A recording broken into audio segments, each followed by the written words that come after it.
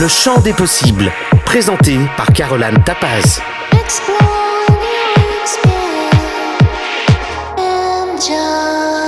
Bonjour à tous, bienvenue dans ce 9e épisode du Champ des possibles. Alors j'espère que vous profitez bien de ces dernières semaines de vacances avant la rentrée. La question que j'ai sélectionnée pour vous aujourd'hui, en fait elle concerne un grand nombre d'entre vous, beaucoup plus que vous ne pouvez l'imaginer. Alors j'espère que ma réponse va vous aider. La question donc c'est: mes parents ont divorcé, la nouvelle copine de mon père me déteste, et pareil pour le mec de ma mère. Je ne sais plus ni comment ni où trouver ma place. Que me conseillez-vous ? Alors je comprends que la situation ne soit pas facile, effectivement. Comme je disais, c'est beaucoup plus fréquent que ce qu'on peut imaginer. Alors surtout, ne te positionne pas en victime, puisqu'il y a une chose que je souhaite vraiment que tu n'oublies jamais, c'est que même si tes parents ne vivent plus ensemble, même s'ils ont divorcé, toi, tu restes toujours leur enfant, quoi qu'il arrive, quoi qu'il se passe.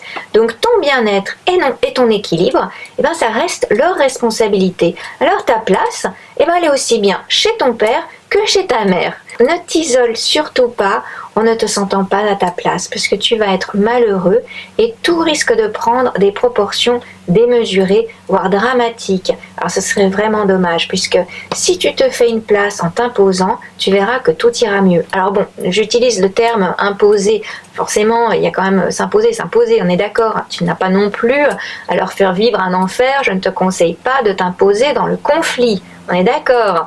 Donc, comme je crois énormément au pouvoir de la communication, je pense que le mieux, c'est que tu leur parles. Dis-leur comment tu te sens et n'attends surtout pas qu'ils le devinent. Parce qu'alors là, ça je peux te dire que tu risques d'attendre longtemps et tu risques d'être vraiment déçu. Parce qu'il y a quand même une chose qu'il faut savoir aussi dans la nature humaine, c'est quand même on a tendance à plutôt vouloir prétendre que tout va bien, pas voir les problèmes, surtout dans ce genre de situation. Tu vois, j'imagine très bien si tes parents sont amoureux, s'ils ont refait leur vie, donc ils sont un petit peu sur leur petit nuage, tout ça, et du coup si toi tu dis rien, tu leur facilites la tâche, puisque tu leur laisses croire en fait que tout va bien. Parce que ça, je suis quasiment sûre qu'ils vont préférer prétendre, ça c'est le bon mot, prétendre que tout va bien, si tu ne t'exprimes pas.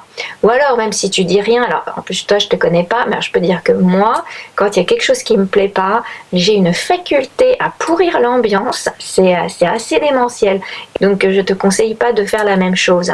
Le mieux, ça serait quand même d'essayer d'apprendre à connaître les compagnons de tes parents. Donc ce serait une bonne idée de proposer à la copine de ton père de passer une après-midi ensemble. Tu vois, par exemple, si tu lui dis: j'aimerais apprendre à te connaître, j'aimerais qu'on passe du temps ensemble, puisque en même temps, toi tu lui dis que tu as envie d'apprendre à la connaître, mais surtout, tu lui donnes l'opportunité d'apprendre à te connaître toi.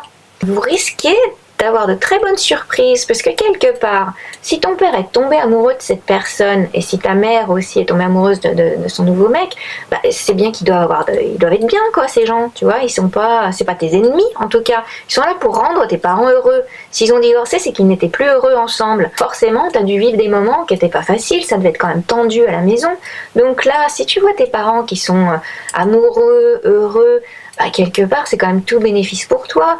Donc, ne t'imagine pas que c'est parce qu'ils ont rencontré des nouvelles personnes qui veulent te rayer de leur vie, tu vois, parce que j'ai entendu ça aussi quelques fois. Je me souviens de cette anecdote-là, en tout cas ce cas que j'avais traité, un garçon qui ressemblait énormément à son père. C'est vrai que sa mère, elle avait du mal à le supporter parce qu'ils étaient arrivés à avoir un divorce horrible, enfin, elle détestait son ex-mari, et voir son fils qui lui rappelait autant son ex-mari, c'était dur.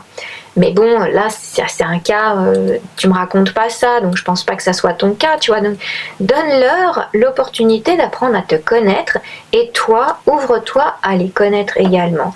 Encore une fois, moi, je crois qu'on peut avoir de très bonnes surprises. Alors, je t'encourage effectivement à parler de vive voix, tu vois, à leur dire, et surtout de passer du temps seul à seul. Je pense que ça, c'est vraiment la meilleure solution. Parce qu'il y a aussi quelque chose que j'ai tenté moi-même, c'est écrire une lettre. Alors honnêtement, en tout cas après mon échec, je ne te conseille pas, tu vois, parce que Dans mon cas, c'était un petit peu différent dans le sens où mes parents n'ont pas divorcé, mais ma mère s'est suicidée.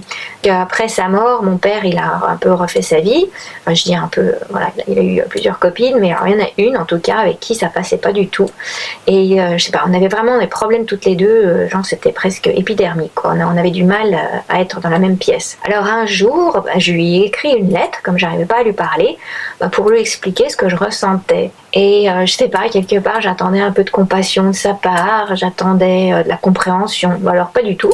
Donc comme ça, j'ai été fixée sur elle, sur sa capacité à comprendre, sur sa capacité d'empathie, donc c'était zéro. Alors ce qu'elle a fait par contre, c'est montrer la lettre à mon père et puis le monter contre moi en jouant la pauvre victime. Donc la différence, c'est que par contre moi j'étais majeure, tu vois. Toi tu es mineure. Donc moi je suis partie et je n'ai plus parlé à mon père pendant des années. Alors c'était dommage quand même, quand on y pense, j'ai donné quand même, on a donné trop d'importance à cette femme qui finalement n'en valait pas la peine, puisque j'ai fini par revenir, et c'est elle qui est partie. Alors bon, elle n'est pas partie à cause de moi, mais la morale de cette histoire, c'est là où je vais en venir, c'est que ton pouvoir à toi, c'est que tu es leur fils. Alors, ne donne pas plus d'importance à des personnes qui ne sont finalement, c'est des pièces rapportées dans la famille. Tu vois, les enfants, ça reste à vie, jusqu'à la fin. Tu seras toujours leur fils, quoi qu'il arrive, quoi qu'il se passe, qu'ils le veuillent ou non, c'est comme ça. Alors que les compagnons, on ne sait pas combien de temps ils vont rester. Ça, c'est une réalité. Les relations entre hommes et femmes, elles ne durent pas forcément toute la vie. Donc, ne gâche pas ton opportunité d'avoir peut-être plus de gens pour t'aimer et te soutenir dans les moments difficiles. Ne t'isole pas, puisque je pense aussi qu'une maison plus heureuse, plus gaie, avec de meilleures ondes, c'est quand même plus agréable à vivre, tu vois. Essaye de trouver ta place dans l'harmonie. D'accord ? En tout cas, j'espère que cette réponse vous conviendra et vous aidera. Alors, le thème d'aujourd'hui, c'est justement l'importance de la communication. Alors, pouvoir communiquer, c'est quand même un gros avantage de l'être humain. Alors, surtout avec tous les moyens dont nous disposons aujourd'hui. On peut se parler, se téléphoner, on peut s'écrire, s'y mêler, se texter. Alors, par contre, il est quand même très important de savoir que 90% des conflits sont dus à un problème de ton. Le ton de la voix, le ton de l'écriture du message, comme j'en parlais justement. Alors, il y a une petite chose qui est apparue il y a quelques années et qui nous a beaucoup aidé dans la communication, ce sont les emojis. Alors pourquoi ? Parce qu'ils justement, ils donnent un ton au message. On peut écrire un truc un peu lourd, puis avec un petit emoji, un de mes préférés, c'est le petit singe qui se cache les yeux. Alors il faut surtout pas hésiter à les utiliser justement pour cette touche d'humour et de légèreté. Le problème des messages écrits sans emoji, c'est qu'on peut leur donner le ton qu'on veut lorsqu'on les reçoit. Alors en plus, tout dépend du contexte, tout dépend de la situation du contexte dans lequel on est au moment où on lit le message. Tout dépend du contexte.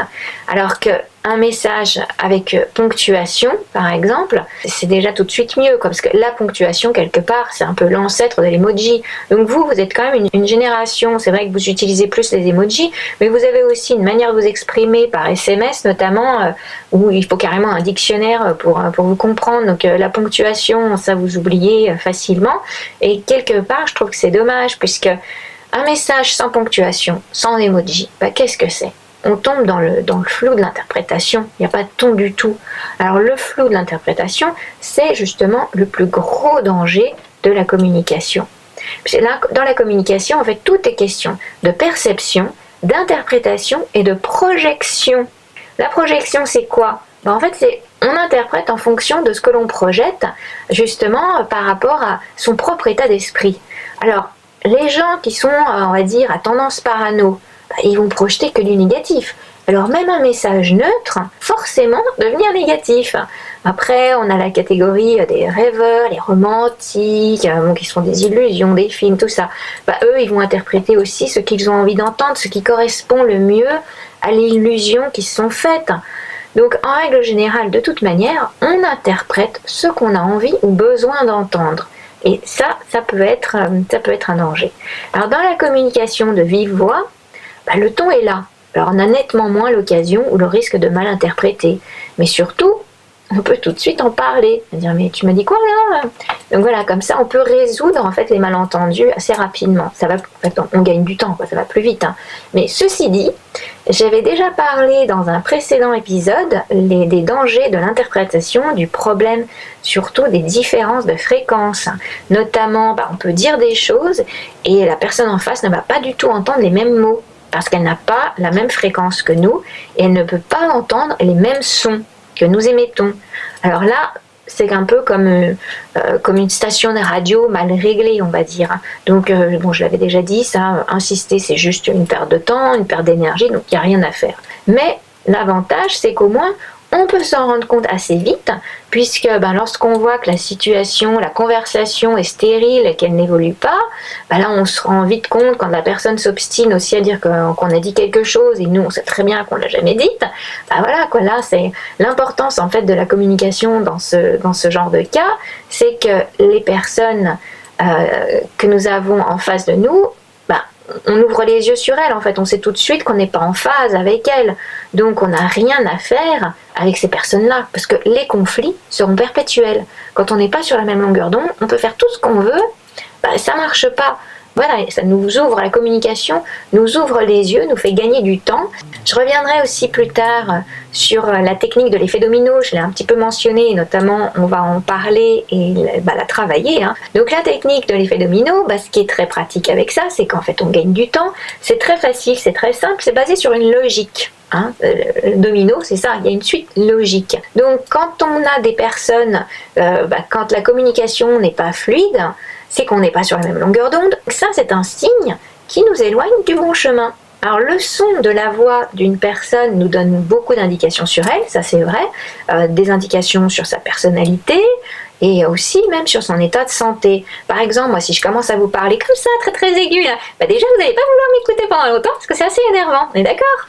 Et ensuite, je peux vous dire aussi la vérité, je fais des podcasts assez courts. Pourquoi? C'est au niveau de ma santé, à cause de ma maladie qui atteint les cordes vocales et notamment la trachée surtout, donc ça atteint les voies respiratoires. Au bout d'un petit moment, à peu près entre 20 et 30 minutes, j'ai plus de voix claire, ma voix elle se voile, donc je trouve ça assez désagréable. Donc je fais toujours des choses, je parle un peu vite peut-être aussi, mais j'essaie de faire des podcasts assez courts pour ça. Aussi sans parler de maladies un peu plus graves, etc. Mais tout le monde sait reconnaître, par exemple, une voix de fumeur, les voix éraillées, quelqu'un qui n'a pas assez dormi, une personne qui est quelqu'un qui a bu. Quand on a trop bu, même le lendemain, si vous avez trop bu la veille, vous voyez bien le lendemain, vous n'êtes pas bien. Pourquoi?